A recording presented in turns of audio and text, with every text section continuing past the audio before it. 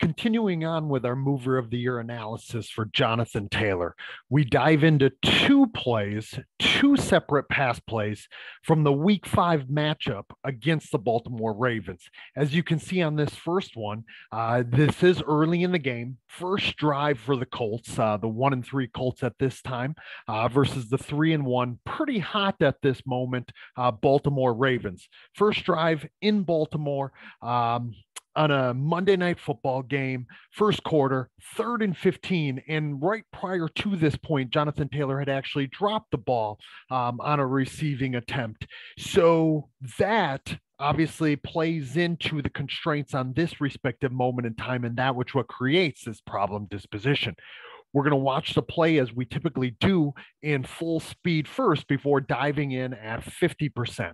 So obviously you can see Jonathan Taylor, number 28, lined up to the left-hand side of Carson Wentz, his quarterback, on this little swing pass on 3rd and 15. He gets into the traffic, finds a gap, and hits the gas pedal, something that we are typically accustomed to seeing from Jonathan Taylor in 2021. Let's go ahead and watch it one more time through at 100% before we dive into our analysis here and try to determine what made this possible, what Jonathan Taylor might have been attuning to, what he was adapting around, and what qualities were expressed on this respective play. So as you can see, obviously 3rd and 15 from their own 23, 24-yard line here. So this is a play that's not necessarily intended to pick up 15 yards. It's attempting usually to be called to make or put a playmaker in a position to be able to make something out of nothing or to make something happen. And if worst case scenario, obviously just better the field possession for the punter or the upcoming punt. So as we can see on this swing pass, a few things are kind of playing out with us and for us here. Now, with the little bit of pass rush that obviously the Ravens were able to get here, 3 guys that immediately have to turn and run and act as chasers. One of the great things that we see about Jonathan Taylor before he ever even catches the ball, something I want to make a mention to in regards to his evolution from his rookie year to his second year.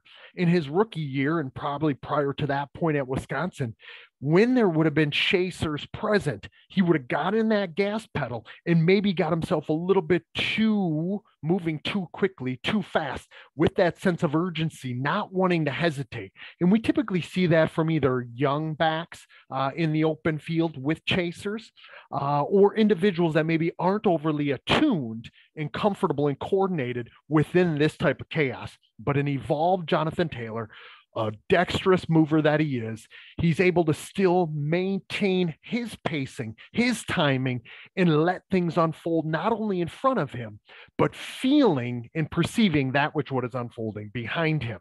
So that's something I definitely want to make a mention to as he comes down with the ball. And we can see right here, right off the bat, as soon as he catches the ball, this is something that he's constantly doing. And that is, once the ball gets in his hands and he knows that he has it secured, or even in the process of that securing, he is already acting to perceive. And we're going to see it not only in this respective play, we're going to see it in the second pass reception that I show you on this game or from this game against the Ravens. And then we're also going to see it throughout many of the videos where we highlight Jonathan Taylor's movement tendencies. Constant attunement and this sensitivity to that which what is unfolding in front of him allows him to be this connected and couple his movement in relation to it. So something to just point out here when we think about what allows Jonathan Taylor to truly do that which what he does. This is a big dude, Calais Campbell, coming and pursuing from behind. But again, Jonathan Taylor worries very, very little about it. He knows where it is. He can feel where he is, and he remains at ownership speed as he enters this traffic. And as this traffic unfolds, and we look at that dispositional problem that unfolds in front of him, let's remember these are unfolding, constantly emerging problem solution dynamics, which both have changing states of organization, and there's going to be this mutual reciprocal relationship between them. So as the problem changes, we're going to see the more dexterous mover, the more attuned and sensitive mover, the more adaptable mover just go with that flow and be very water-like in their nature. And we're going to see that again from Jonathan Taylor here coming up. And that's the reason why I wanted to point it out, because that quality, that characteristic is something that allows the expert movement system to really be put on really under this shining light. And the reason why I'm really highlighting it here is because if we look at what happens at the 30-yard line, watch as he approaches the 30-yard line, and we see that problem change. Now, that might be better if we were able to see this from the end zone view, but the only end zone view I actually have comes from NFL Game Pass, so that's copyrighted. I can't actually show you guys that one. But we see this dispositional problem out in front of him. And this is actually a pretty complex movement problem. So we see the intelligence, the ability to solve the most complex movement problems. What does that mean? Numerous interacting component parts with constant dynamic emergent unfolding. So we got a chaser in Campbell here. We got a chaser in Justin Houston, number 50. We got a dyadic relationship between his receiver in a corner. We got an offensive lineman out here. These guys, they're going to be part of the problem, but they're basically just moving fixtures, if you will. And then we can see some stuff over here, okay, with a lot of grass then as well in this space that he's about to enter. And we can see that it's this confluence of constraints, is these information sources that are combining, that are regulating the coordination, the control, and the organization of Jonathan Taylor's movement at this time. But I want you to take a peek at what's going to happen if you look at my mouse right in this area, okay? Right where I just had that red bubble, in that space that he's running to. As the dispositional problem changes in front of him, what we see is, because of his ownership, he's able to stay with what we refer to as skilled intentionality. He's able to stay open, and he's able to stay responsive, and he's able to change his intentional aims, how he's going to interact with that problem based on how that problem is actually unfolding. So let's go ahead and see him again with the chasers, but also with that unfolding problem right here. Just subtly change his path through changing his movement strategy slightly. Okay, I know it doesn't look like a lot, but this perceive to act and act to perceive, this constant intertwined, interwoven coupling between perception and action, changes how he actually organizes his movement solution. It's subtle, right? And we're about to see it right here as he gets into that little crossover to move from left to right. And again, that subtle crossover is all coordinated in relation to that which what is unfolding right here in the gap of space that is opening up, which is going to open up here, but also there. Okay. So again, it's this confluence of constraints, and it's this confluence or combination of information sources that are going to specify the respective affordances or the opportunities that are inviting certain actions, okay? And so all of these movement concepts we can see living and breathing here. Now with this 30-yard line cut, I know it doesn't seem like a lot. He's not moving at maximum speed. He's staying in this ownership speed. But this isn't necessarily an easy movement when he looks as if he would have been committed initially. Let me take it one step back here. So let me go about a frame behind so we can really look at the affordances that would have been present there. Okay. Again, remember, landscape of opportunities, landscape of affordances that are all beckoning and inviting with certain attraction levels. So this, we're catching him right before he's about to cut, but he has options here. Okay. Landscape of opportunities means that there are opportunities that are going to be inviting at varying attraction strengths. And we see that here. All of it is going to be based on, if I could get my spotlight out, Eric Fisher, his offensive lineman, blocking Chuck Clark, one of the better safeties, one of the better tackling safeties, especially in space, in the entire NFL. And it's based on this dyadic relationship. So he's picking up information, he being Jonathan Taylor, picking up information about this relationship, about where Clark is going, where Fisher is taking him, and the affordances that might be present for Taylor himself based on these shared affordances between Fisher and Clark. High level stuff, guys and gals. Okay. And he's combining that information pickup, that perception, with the perception of the respective gap. So, what this gap is asking of him, and remember, this is dynamically unfolding and changing. So where I just drew these two respective gaps, this one here between this dyadic relationship and this one, it's dynamic gap. That means there's an affordance that is emerging and potentially decaying rapidly, as well as this gap, which is obviously changing, knowing that these guys are going in this direction, right? Because of where Fisher is taking Clark. I got a lot of drawings going on here, so I apologize for that. So we can see that it's that information, that constant online perceptual pickup that then guides the coordination and control of this respective crossover. Now, I do want to make a mention, if you'll remember to our SWOT analysis, one of his strengths is this nifty little jump cut, this kind of bilateral or staggered stance jump cut that Jonathan Taylor can actually utilize and flexibly adjust in the open field really frequently. I'm actually kind of surprised he didn't let it unfold here, or that it didn't emerge here. Instead, he just uses this crossover where he goes from left to right, left being this foot about to move into this pathway as he moves in this crossover action. This seems subtle. It's not. It's a high-level movement action. Okay, so I'm surprised that that skipping jump cut didn't really come here. Okay, but when we look at this movement action under control at the 30, we see that his perceptual pickup. Okay, it looks as if he's kind of looking through and past Fisher, knowing that there's two guys here. Now, Chuck Clark, who got pushed out of the way by Fisher, and then another defensive back kind of entering the frame here. And we see the yellow line for the first down marker that is guiding his global intentions.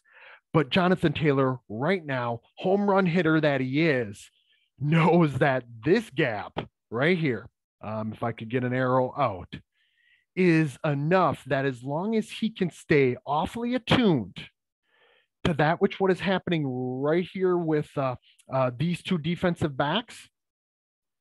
So these two defensive backs that have run into each other, we can see that that perceptual pickup is likely picking up both those individuals, as well as the gap or the green grass that is right to the side of them.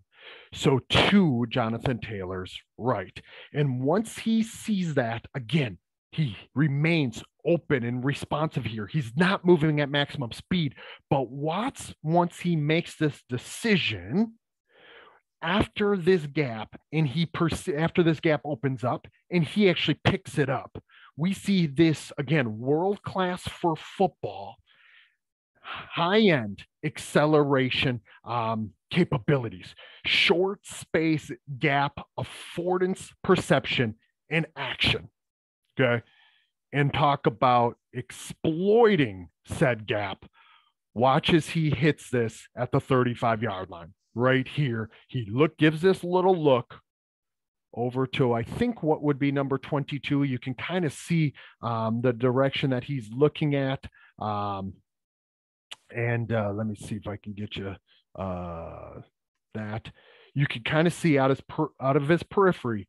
Yes, he's looking upfield, but he's picking up in a very attuned and sensitive manner where this guy is as well as probably number 23 right behind him. Again, he's got a guy coming here, number 90, but knowing that that guy is not nearly the same level or amount of threat simply because of the speed capabilities. I'm guessing that Jonathan Taylor actually can feel that, knows that. Maybe, again, it's not conscious, but he is picking that up. And then we see, again, this short space acceleration capability that for football, for the running back position, is world class. Hits the gas pedal and nobody has a chance. Now, a few things I want to point out. After he gets out into the open field, we got a few looks that are about to happen, right? We see one there. We see another coming up right there. We see another here. And then really for the last, let's call it 5, 10, 15 yards, Jonathan Taylor remains sensitive, but he doesn't just rely on that kinesthetic sense and feel like what is often taught where people teach for whatever reason that you should just go straight ahead, not worry about what's chasing you. It's complete bullshit. It's complete hogwash. Remain perceptually connected. Do what you need to. Turn the head, turn the shoulders if you need to in order to gain the most accurate perceptual pickup. And we see that right there from Taylor, that little subtle look to 23. Once again, right here, you saw it. Okay, I'm catching it right at the very, very end. And here we see the head turning yet again. And he's ensuring, knowing that defensive backs in the National Football League in today's NFL can catch up, close ground, and close ground quickly, he's ensuring that the perceptual information that he's picking up in an online fashion, he's getting a constant, recalibrated, updated mapping of it. High-level stuff. Don't tell your athletes that they should just look straight ahead like they're running in a tunnel. It doesn't work that way in the NFL. Gaps change quickly. Guys close on you quickly. You must remain attuned and sensitive to it and get the most accurate perceptual pickup that you possibly can. Let's go ahead and move ahead here to our second play. Another pass play, this time going out to the right. Another little pass to the flats. I now have it in, and we'll watch it in full speed here. Okay, we see it's 2nd and 6. Now we're in the fourth quarter with the Colts just up just a bit. And I talked about that little jump cut that can be flexibly adapted and adjusted. We saw it in use there. Let's watch it again at 100% speed. Jonathan Taylor gives a little play action fake. And then here we're going to see some cool stuff from him as well as he gets out in the open field, not quite off to the races like we saw in the play right prior to this, but we're going to see some traffic navigation near the sideline and some high level, highly attuned, but also highly adaptable movement coordination and control. Again, we're seeing a pass to the opposite side of the field now. Before it went to the left side of the formation, this time we're out in the right flats here. Again, 2nd and 6 in the fourth quarter, later in the game. Colts ahead by 8 points. I talked in the opportunities of this mover of the year analysis that I believe that there is an opportunity for Jonathan Taylor to be utilized even more out of the backfield. Now I'm talking about things like choice route, option routes, arrows, more things that are singling him out, singling him up with a linebacker in the middle of the field, maybe even splitting him out wide and allowing him to find mismatches there. But these passes in the flats are something that the Colts do some things with. Some screens and some passes into the flats, some dump off type stuff are things that they definitely have entrusted him with in these first 2 years. But he's a natural catcher of the ball. And again, like we saw in that first play, as soon as the ball hits his hands, again, knowing that the ball first and foremost is key specifying information, he's able to combine this information really in a tightly coupled, intertwined, interwoven fashion to what he must do next. Look at right there, the ball's not even secured, and he's turning his body in order to be able to get the most accurate perceptual pickup as to what lies ahead for him. Now, again, I wish we had the all 22 from the end zone view on this because you'd see some other nuances. But again, I can only get that off of NFL Game Pass on this respective play. Right now, key specifying information sources after he gets that quick head turn. So again, I do want to belabor this: perceive to act, act to perceive, act in a way that allows you to get the most updated, the most accurate perceptual pickup of information. Once he gets this, he kind of moves on to this second local movement problem. Justin Houston, not necessarily known for moving in the open field in this scenario or situation. Jonathan Taylor definitely has the advantage. But what we can't see within the picture is back here behind the 35-yard line. Again, it's 2nd and 6. We can see the first down marker. Justin Houston is kind of straddling that first down marker. There's additional Baltimore Ravens defenders back here, as you're about to find out. But we look at Justin Houston's, we look at his body position, we look at the angle that he is headed. Right here, Jonathan Taylor likely perceptually sensitive, perceptually attuned to key specifying informational variables in regards to interpersonal distance, first and foremost. So right now he's thinking time to contact, but he's the distance that exists between them is going to determine the metastable or multi-stable zone or region and what movement strategies he may have at his disposal. So, as we've mentioned within the movement analysis here today, Jonathan Taylor is really sensitive, and it's very apparent in many different situations to this interpersonal distance between himself and an opponent, and oftentimes between himself and a teammate as well. He's going to be sensitive to this angle, the angle that Justin Houston is moving at. And he likely is also to be attuned, potentially maybe as a lesser, more secondary key candidate control parameter of this system, potentially the speed or velocity of Justin Houston as he's moving here, but probably didn't have enough time to truly accurately detect that. And then finally, maybe the thing that creates the biggest opportunity for him, again, remember, information and information sources specify the affordances or opportunities for action for the most attuned movers. We look at this body position here. By Justin Houston. Again, remember, like Bruce Lee said, the highest technique is to have no technique. My technique is a result of your technique. My movement is the result of your movement.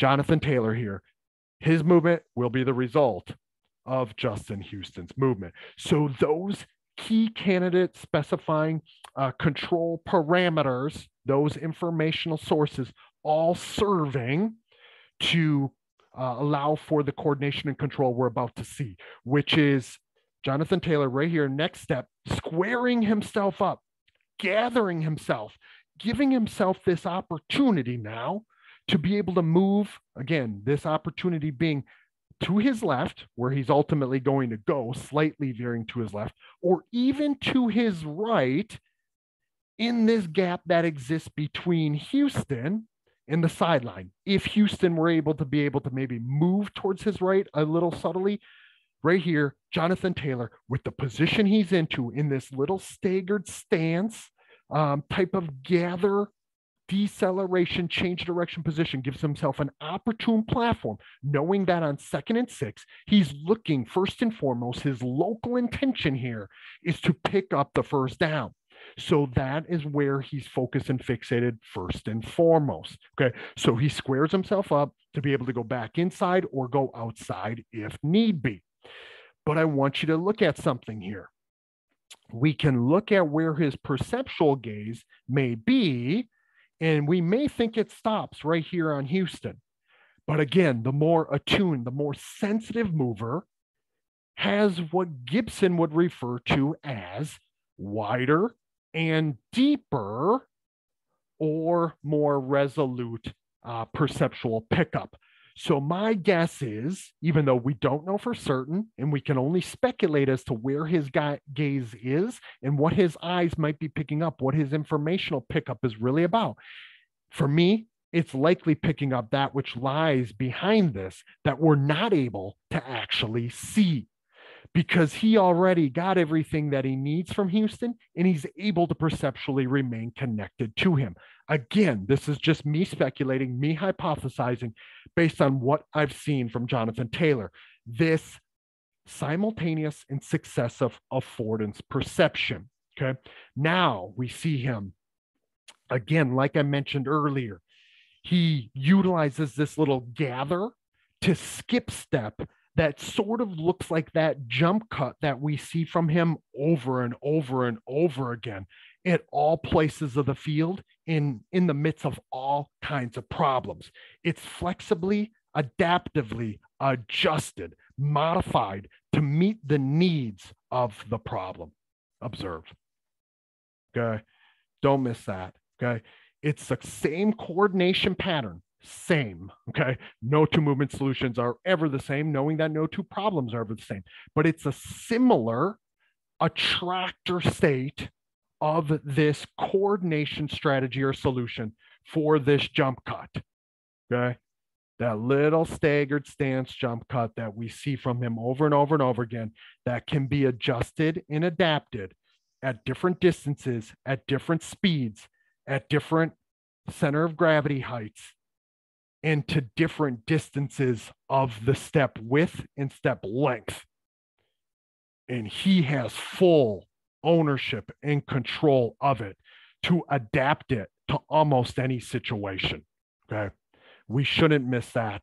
And right now, watch what quickly happens here back behind Houston, as I mentioned earlier. We see two guys, two Ravens enter the mix. And right here, right now, Jonathan Taylor is moving ahead, successive affordance perceptual pickup. Okay.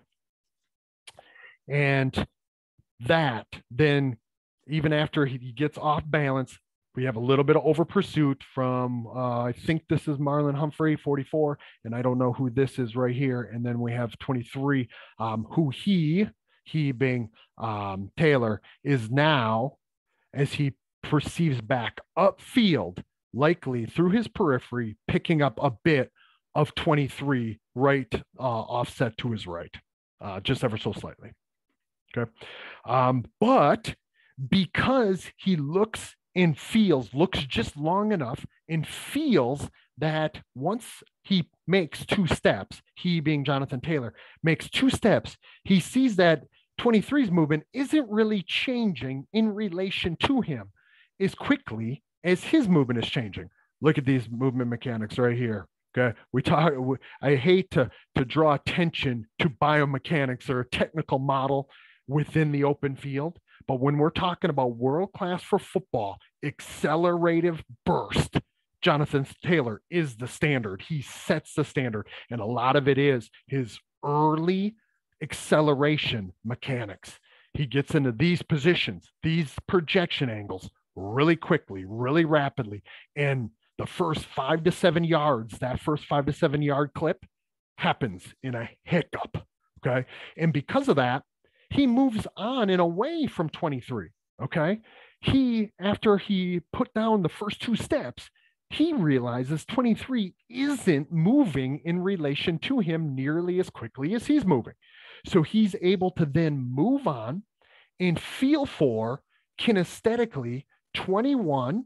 Okay. And probably he's going to look at him right here. We can see again, perceive to act, act to perceive. Yes, he's looking ahead, but we can already kind of give the speculation that through his periphery, just slight left, based on the way that his helmet is turned here, he's picking up exactly where 21 is here, running side by side with him.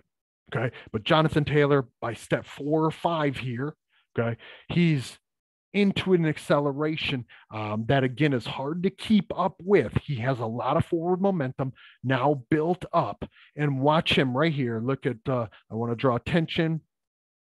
We see his arm. Okay. I was trying to use a circle there. I was trying to use my spotlight or a circle, one of the two, anything else. But look at right here. Okay.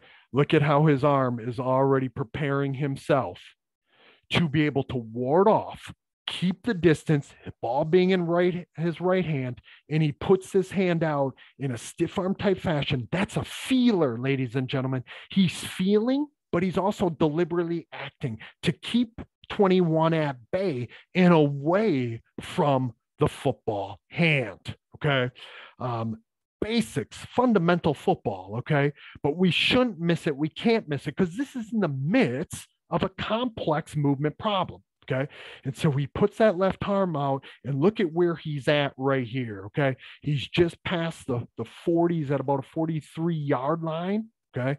And he puts his hand out, actually makes contact with him around the 46, 47, and then they go together to the other side, say about the 43-ish yard line, about a 15-yard-ish stiff arm here.